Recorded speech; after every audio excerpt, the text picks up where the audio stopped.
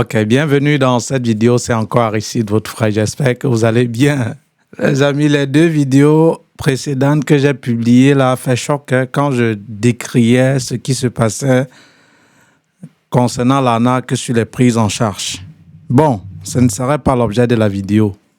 Alors, on va un peu structurer la vidéo parce que ici, je ne sais pas quel titre je peux donner, mais écoutez-moi cette vidéo du début jusqu'à la fin, puisqu'on va parler ici du principe des demandes d'admission. Alors, j'ai abordé et j'ai appelé certains étudiants et certaines connaissances que je côtoie, je côtoie au quotidien. Je les ai posé cette question.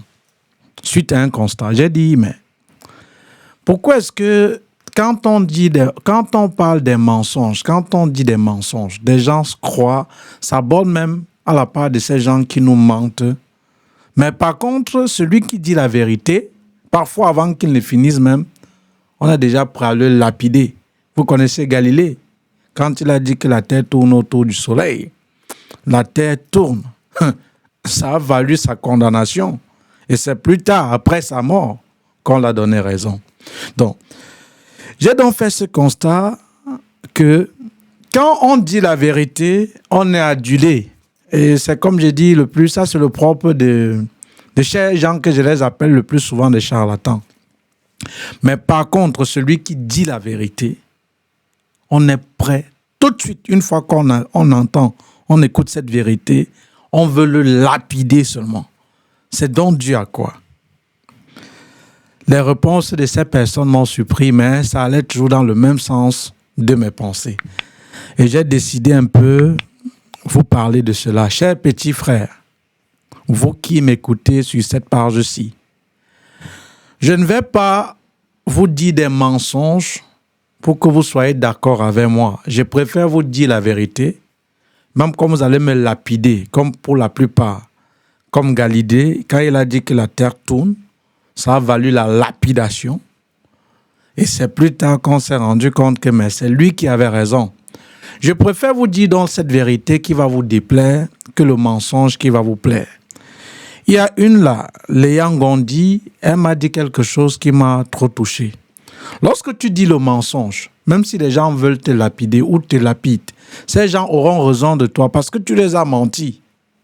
Mais par contre, si tu dis la vérité, ils n'auront pas moyen de trouver, ils n'auront pas raison de te lapider. Et même s'ils te lapident, en leur fond intérieur, ils sauront que celui-ci, on le lapide pour rien. C'est juste qu'il a dit quelque chose qui nous choque, qui est vrai. Et comme Arthur Schopenhauer disait le plus souvent, la vérité... Voilà, comme David Schopenhauer disait, la vérité franchit 3 étapes. La première étape, elle est d'abord ridiculisée. Donc on la ridiculise, elle est critiquée. Et ensuite, il dit, elle subit une forte opposition. Non, c'est pourquoi, ça c'est faux, tu es qui? Qu'est-ce que tu dis? Qu'est-ce que tu en sais? Fous le camp, c'est toi qui es le bandit, c'est toi qui es ci. Et il dit, enfin, elle devient une évidence. C'est quoi l'évidence? C'est ce qui s'oppose à l'esprit comme une évidence, c'est-à-dire quelque chose qu'on n'a pas besoin d'une preuve pour prouver. Donc c'est ce qui se présente à l'esprit immédiatement comme une vérité irréfutable. On n'a pas besoin donc des preuves pour dire ça, c'est vrai. C'est ça l'évidence. Vous voyez? Et c'est ce que David Schopenhauer disait. Les 3 étapes de la vérité. Première étape, elle est d'abord ridiculisée, critiquée. 2, elle subit une forte opposition. Qu'est-ce que tu dis? Qu'est-ce que tu en sais? Ça veut dire quoi? Laisse les gens tranquilles. C'est toi qui es ci, c'est toi qui es ça. Et 3, elle devient une évidente. Et parfois déjà, quand ces gens qui t'ont fait subir une forte oppression, suite à cette radicalité, puisque tu as dit cette vérité, l'évident là, parfois se produit quand tu es déjà mort. Chers enfants, je vais donc parler ici donc, du principe des demandes d'admission. Parce que quand on vous dit ce que vous voulez entendre, vous ouvrez les bras, vous acclamez des personnes. C'est quand vous tombez dans les pièges de la main de ces charlatans, comme j'aime souvent les appeler, et après vous dites j'ai raison. Je n'ai pas besoin de dire le mensonge pour vous plaire ici, mais j'ai besoin de dire la vérité, que ça va vous faire mal, c'est vrai, mais qui doit vous soigner? Comme Ivoirien disait, Nivaquine soigne, mais c'est amer. Voilà pourquoi on l'avale visage serré. C'est-à-dire quoi? De manière simple. Si on te donne de la Nivaquine, n'est-ce pas? Tu avales la Nivaquine, c'est amer. Tu dis, c'est amer. Tu serres là-dedans. Mais il dit, c'est ça qui doit te soigner. Et c'est ça la vérité. Et comme encore un grand artiste camerounais disait, Eboalotin, la vérité, c'est comme les fesses. On est obligé de s'asseoir avec. Donc, préférez avoir en face de vous, chers enfants, quelqu'un qui vous dit la vérité que le mensonge. Vous voyez? C'est pourquoi je ne peux que vous dire la vérité. Et comme quelqu'un disait encore, je cite,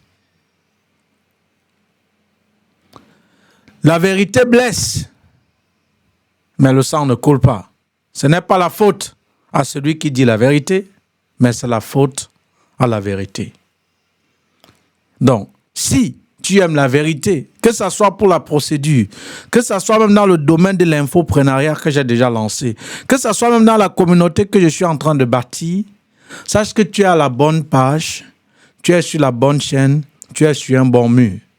Mais si, naturellement, vous aimez le mensonge qui agrève vos oreilles, qui vous donne des fleurs, mais jamais des fruits, sache que tu n'es pas à la bonne page. Mais maintenant, si tu veux cette vérité qui va te choquer, qui va booster ton cerveau, qui va te troubler, mais qui deviendra par la suite une évidence, reste jusqu'à dans la fin de cette vidéo où je vais te dire la vérité concernant le principe des demandes d'admission. Je vais parler pas à pas pour que vous puissiez mieux comprendre. Alors, voici ce que je veux que tu retiennes concernant le principe des demandes d'admission en Belgique.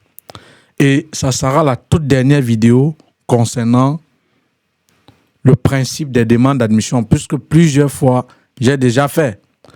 Je vais redire ce que j'ai l'habitude de dire en d'autres termes. Chers petits frères, en Afrique,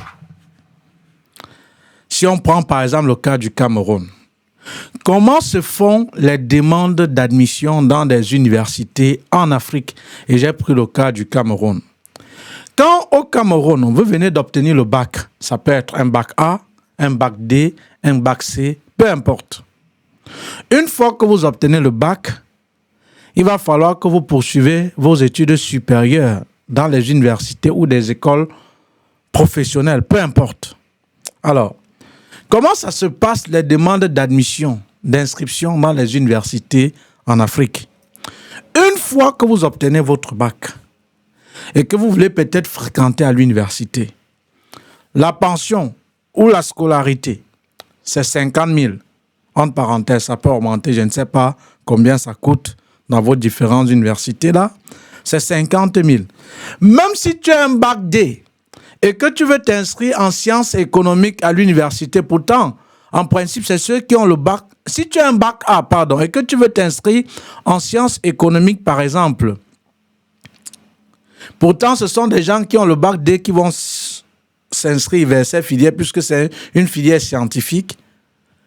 Et si la scolarité, c'est 50 000, tu prends tes 50 000, tu payes et on t'inscrit en sciences économiques. Supposons même que tu as le bac G et tu aimerais peut-être faire même littérature à l'université. On s'en fout de ça là-bas. Alors, qu'est-ce qui se passe? Si la pension c'est 50 000, tu pars, tu payes tes 50, 75 000 si c'est le prix. Après, on t'inscrit en sciences économiques. Donc, tu es sûr que une fois que tu as payé les frais de scolarité, à la rentrée, tu vas fréquenter là-bas. C'est comme ça se passent les demandes d'admission en Afrique. Je recommence. Chère maman, et je m'adresse surtout aux parents là, qui après crient dessus, et ne cherchez pas à comprendre. Pourtant, j'ai expliqué terre à terre. Chère maman, comment se passent les demandes d'inscription au Cameroun? Est-ce que c'est la même procédure qu'en Belgique? Déjà non. Je vais d'abord te dire comment ça se passe au Cameroun ou en Afrique et après je vais te dire comment ça se passe en Belgique. Quand l'enfant obtient le bac et il veut fréquenter soit à l'université ou dans une école privée, parfois, si on prend le cas des universités, la scolarité, la pension, il te dit par exemple c'est 100 000. Tu prends ton 100 000, tu donnes à l'enfant, l'enfant s'en va s'inscrire en faculté de droit s'il veut faire droit. Et quand la rentrée doit commencer, il doit partir fréquenter. Donc une fois qu'il s'est inscrit, il est sûr que sa place est assurée. C'est comme ça que ça se passe en Afrique, notamment au Cameroun. Mais par contre, en Belgique, est-ce que c'est la même chose où l'enfant va te dire, une fois que la procédure des admissions vont commencer, il te dit par exemple, maman, je vais postuler dans les universités ou les hautes écoles en Belgique. Est-ce que tu dois lui poser la question, ça se passe, c'est combien? Il te dit par exemple 100 000. Tu lui donnes 100 000, il s'en va s'inscrire peut-être en ressources humaines à UMONS. Et il vient te dire, maman, j'ai eu l'admission à UMONS. J'ai déjà payé la scolarité. Non. Ça se passe donc comment en Belgique, puisque je t'ai déjà dit comment ça se passe en Afrique. Je vais expliquer ici terre à terre, parce que je veux que vous compreniez. OK? Et je ne ferai plus des vidéos à propos. Chère maman, cher papa, cher toi qui me suis, comment les demandes d'admission se font en Belgique? La première des choses, et qui est même la première étape de la procédure, c'est l'équivalent du diplôme qui oriente le choix de tes études en Belgique. Alors, à travers l'équivalence, tu pourras déjà, ou ton enfant peut savoir déjà s'il va poursuivre ses études à l'université ou dans une haute école. Pour un institut privé, on n'a pas forcément besoin d'une équivalence du diplôme. Ça, c'est d'abord ce qu'il faut savoir. Et c'est pourquoi c'est la première étape. Parce que sur l'équivalent du diplôme, il peut avoir le type cours. Ça veut dire, même si tu voudrais que l'enfant fasse université, même si c'est moins cher, en ce moment, chère maman, sache qu'on ne peut pas inscrire l'enfant à l'université parce que l'équivalence qu'il a obtenue ne lui permet pas de poursuivre ses études à l'université. Parce que pour poursuivre ses études à l'université, il faut le type long. Par contre, l'enfant n'a que le type court. Maintenant, concernant l'argent de la scolarité, l'école en Belgique ne peut pas te demander de payer tant que tu n'as pas obtenu l'admission. Donc, une fois d'abord que l'enfant a l'équivalence et que cette équivalence lui permet par exemple de postuler à l'université, avant de postuler, il y a ce qu'on appelle les frais d'études de dossier. Ce qui n'est pas le cas en Afrique, notamment au Cameroun. Parce que je veux que vous compreniez un peu très bien le principe. Il y a ce qu'on appelle les frais d'études de dossier. Pour les universités, les années antérieures, on était à 83,5 €. Donc quelque chose comme 57 000. Voilà, vous faites fois 655,957 pour trouver en francs CFA. Par contre, les 2 années précédentes, de 2022 à 2023, les frais de ces études de dossier sont quittés de 83,5 € à 200 €. Donc, c'est-à-dire presque 131 000 francs CFA. Alors, lorsque vous donnez cet argent à l'enfant et qu'il vous dit qu'il va essayer de postuler à l'université puisque son équivalent du diplôme lui permet de postuler, sachez que ce n'est pas comme en Afrique où vous allez lui donner 100 000, il va aller s'inscrire par exemple en faculté de droit, et à la rentrée, vous saviez que vous l'aviez déjà payé la scolarité où il doit faire droit. Non. En Belgique, ce n'est pas le cas. Ce que vous donnez, les 200 € qui sont les frais d'études de dossier, une fois que vous donnez cela à l'enfant, l'enfant doit postuler normalement. Quand on dit frais d'études de dossier, ça ne veut pas dire les frais de la scolarité. Puisqu'en Belgique, le Minerval, ce que vous appelez les frais de scolarité, c'est 835 € par an pour des candidats hors Union européenne. Donc, alors, les 200 €, 131 000 que tu as donc donné à l'enfant, il doit donc faire ce qu'on appelle une demande d'admission. Et en passant, ce qu'il faut savoir, chers parents, ce n'est pas sûr qu'il aura l'admission. Parce que, comme son nom l'indique, 200 €, c'est les frais d'études de dossier qui sont non remboursables. C'est-à-dire, on ne rembourse pas. Encore en d'autres termes, chère maman, ça veut dire que si l'enfant postule et qu'à la fin, le jury du département de sa formation décide qu'on va l'octroyer ou non l'admission, ou si on ne l'octroie pas, ce n'est pas parce qu'on ne l'a pas octroyé qu'on doit te rembourser les 200 €, qui est les 131 000 que tu as donné à l'enfant. Non. On ne donne pas parce que les 131 000 là représentaient les frais d'études de dossier. Ce que naturellement on ne fait pas en Afrique, notamment au Cameroun. Puisque quand il donne son argent pour s'inscrire dans une filière, on l'inscrit là-bas directement. Or, ici, ce n'est pas le cas. Tu donnes ton argent, on examine ton dossier. Pour voir, l'État belge va voir si le dossier que l'enfant l'a soumis, s'il est apte à pouvoir être admis dans cette école, université ou pas. Et si on dit qu'il n'est pas apte, tu ne vas pas dire rembourse-moi mon argent. Donc voilà d'abord ce qu'on appelle les frais d'études de dossier qui sont non remboursables. C'est la raison pour laquelle je vous dis, Aristide ne garantit pas d'admission.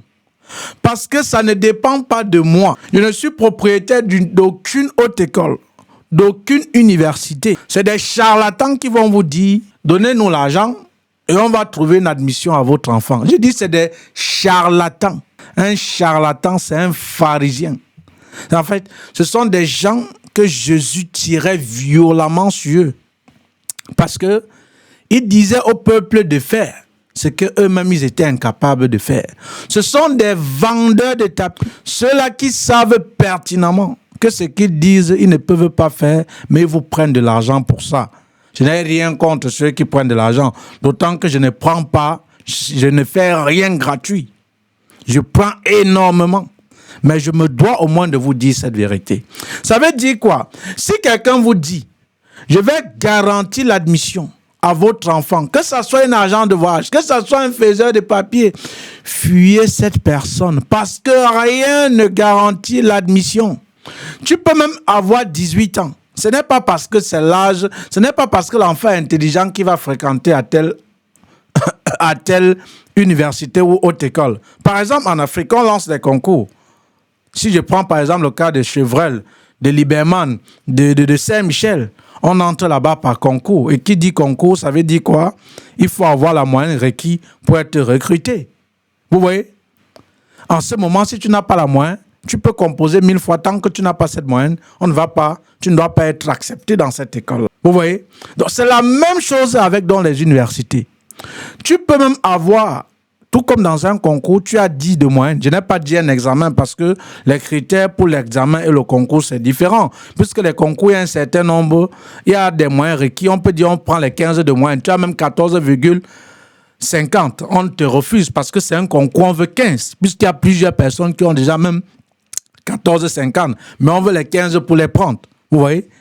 Donc, ça veut donc dire quoi? Ça veut dire que, chère maman, à partir du moment où quelqu'un te dit qu'il te garantit l'admission, c'est faux, c'est un charlatan, je ne sais pas quel adjectif encore utiliser pour qu'on ne bloque pas cette vidéo, puisqu'on ne joue pas avec certains mots. Vous voyez? Donc, faites attention à ceux-là qui vont vous dire, donnez-moi les documents de l'enfant, je vais lui trouver une admission. C'est faux. Rien ne garantit l'admission. Vous postulez normalement. Et c'est le jury du département de votre formation qui doit décider si on doit t'octroyer ou pas l'admission. Ça veut donc dire quoi? Tu peux confier ton dossier à une personne d'aider un enfant à trouver l'admission. Tu payes ses honoraires, mais il ne parvient pas. Tout comme aussi, tu n'avais même pas contacté cette personne L'enfant s'est démerdé lui-même et il a obtenu l'admission. Donc, pour les autres écoles, les universités en Belgique, rien ne vous garantit l'admission. Je dis bien rien. Tu peux postuler dans 10 universités ou hautes écoles. Tu n'as l'admission dans aucune. Par contre, tu peux cibler une seule. Tu postules et tu as l'admission. Donc, celui qui décide ou pas qu'on t'octroie l'admission, c'est le jury du département de votre formation. Voilà pourquoi celui-même à qui vous confiez le dossier, même si vous me confiez, je vais vous dire le plus souvent que j'ai obligation de moyens et non obligation de résultats. Parce que ça ne dépend pas de moi. Je vous dis par exemple, maman, j'ai l'obligation de moyens pour les demandes d'admission et non de résultats. Ça veut dire quoi? Je vais m'arranger à ce que l'enfant postule selon les règles de l'art, selon les critères d'admissibilité.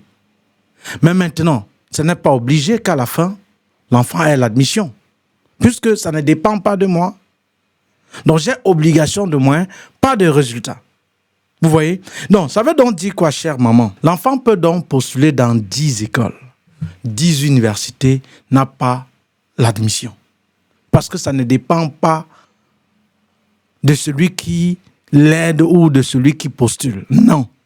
Vous voyez? Ça dépend uniquement du jury du département de la formation. Et l'avantage avec la Belgique, c'est quoi? Lorsque on te refuse l'admission, que ce soit l'admission, même que ce soit le visa, on vous dit le pourquoi, les raisons pour lesquelles on vous a refusé. Et maintenant, une fois qu'on vous donne les raisons, vous êtes libre de contester la raison, les raisons ou la raison en attaquant au service de contentieux l'établissement en question ou en acceptant, tout simplement. Donc, ça veut dire qu'on peut refuser l'admission à un enfant et que tu juges que voilà, les motifs du refus qu'ils ont donné ne sont pas valables. Alors, c'est ton droit de contester, c'est ton droit de prendre un avocat pour attaquer l'école ou peut-être l'Office des étrangers même en justice. Ça, c'est l'Europe. Ça, ce n'est pas l'Afrique. Ou peut-être, vous dites que non, on va perdre parce que c'est entre eux, on ne peut pas... Non! Même à la fourmi en Europe, même la fourmi peut porter plainte à un être humain ici, si ses droits sont bafoués. Donc, chère maman, ce que je voulais vous faire comprendre, c'est ceci. L'admission ne dépend de personne. Rien ne garantit l'admission. Ça ne se passe pas comme en Afrique, où, quand c'est la rentrée, l'enfant veut faire peut-être l'université, une filière donnée, tu lui donnes de l'argent, il passe s'inscrire là-bas. Et à la rentrée, tu sais qu'il va fréquenter peut-être en droit à l'université, par exemple, de Tchang. Un exemple. Mais en Belgique, ce n'est pas le cas. L'enfant postule, il soumet un ensemble de dossiers qu'on l'a demandé. C'est le jury du département de sa formation qui décide à la fin. À la fin de sa candidature, à la fin qu'on ait examiné sa candidature, si on doit l'octroyer ou pas l'admission. Aussi simple que ça. Donc, il ne faut plus dire, je croyais que tu as dit que... Non, avec Aristide, on ne croit pas. On n'est pas là dans la croyance. Ouais. Ça, c'est ce que tu crois. Je suis en train de te dire le principe. Je te dis comment ça se passe. Donc, ne crois plus, ne croyez plus. Je croyais que... Pourtant, non. Et quand on fait une vidéo, quand on vous donne même un contrat de signer, prenez parfois la peine de lire. Parce qu'après, ne venez plus. Je croyais que... Non, ne crois pas. Ce n'est pas la Bible où il faut croire, ou après avoir prêché, tu ne vas que dire Amen. Tu ne dois pas contester. Non, on n'est pas ici pour la Bible. Voilà, donc j'essayais donc de vous donner là, ou de vous dire le principe des demandes d'admission en Belgique. Vous saviez déjà. Donc ne vous faites plus berner et ne croyez plus. Parce que déjà, je ne peux pas être encore plus explicite que ceci. Ce n'est pas comme en Afrique où tu donnes de l'argent à l'enfant, il s'en va s'inscrire. Et quand la rentrée commence, tu sais qu'il va fréquenter à tel endroit parce qu'il a demandé l'argent pour faire peut-être droit à telle université. Non. Ici, d'abord, c'est l'équivalent du diplôme qui oriente le choix de tes études. L'enfant postule et à la fin, c'est le jury du département de sa formation qui décide ou pas si on l'octroie l'admission. Par contre, pour les instituts privés, c'est un peu possible parce que là-bas, rares sont les fois qu'on te refuse l'admission si l'effectif n'est pas atteint. J'ai parlé des instituts privés que je déconseille parce que j'ai déjà fait toute une vidéo là. Voilà, que je déconseille le plus souvent. Voilà. Donc, dorénavant, ne croyez plus. Et si quelqu'un te dit le contraire de ce que j'ai dit, tu dis qu'il y a un malade mental, il y a un arnaqueur, il y a un bandit, je ne sais pas encore quel adjectif vous aimez utiliser pour me dénigrer. Il a dit que tu mets seulement le pari. Parce que les commentaires inutiles là, je n'ai pas trop besoin, les amis. Parce que ici, vous êtes à la page de la référence en matière d'immigration pour la Belgique. Vous comprenez? Pas autoproclamé. Celui que tous les moteurs de recherche ont certifié, confirmé, légalisé, authentifié. Vous comprenez? Voilà. Donc, vous connaissez déjà le principe des demandes d'admission. Bonne chance pour ceux-là qui ont déjà obtenu l'admission et qui vont poursuivre. La suite pour la procédure, et beaucoup de courage pour ceux qui sont en attente et qui n'ont même pas obtenu. Ne vous découragez pas, l'année prochaine n'est pas fériée, tout en sachant que ça n'a pas été évident toutes ces 2 dernières années concernant les demandes d'admission ou concernant la procédure pour les candidats hors Union européenne, pour les étudiants étrangers, pour les études en Belgique. Ça n'a pas été évident puisque les années antérieures ne conditionnaient pas pour les moyennes.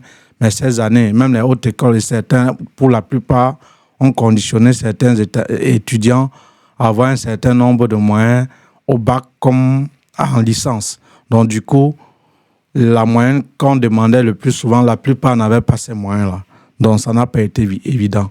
Donc bonne chance, vous connaissez déjà le principe pour les demandes d'admission. Maintenant, j'ai parlé doucement. Je vous ai expliqué terre à terre. Est-ce que ça va empêcher que vous me jetez les pieds, vous me lapidez, que vous m'insultez, ou que vous dites que voilà, je prends l'argent. D'abord, je n'ai jamais dit que je fais gratuit. Je prends beaucoup, beaucoup d'argent. Voilà. Est-ce que ça va valoir la peine que vous me lapidez comme Galilée, même si vous le faites plus tard? Vous saviez la vérité. La vérité, chers amis, elle a franchi, elle libère. C'est une évidence. Comme David Schopenhauer disait encore, Arthur Schopenhauer, elle franchit 3 étapes. Première étape, elle est ridiculisée. Deuxième étape, elle subit une forte opposition. Et enfin, elle devient comme une évidence. Voilà. Donc voilà. Vous connaissez déjà. Je n'ai plus rien à ajouter. Je pense que c'est fini. Sur ce, portez-vous bien. Rendez-vous à la prochaine vidéo. Ciao, ciao.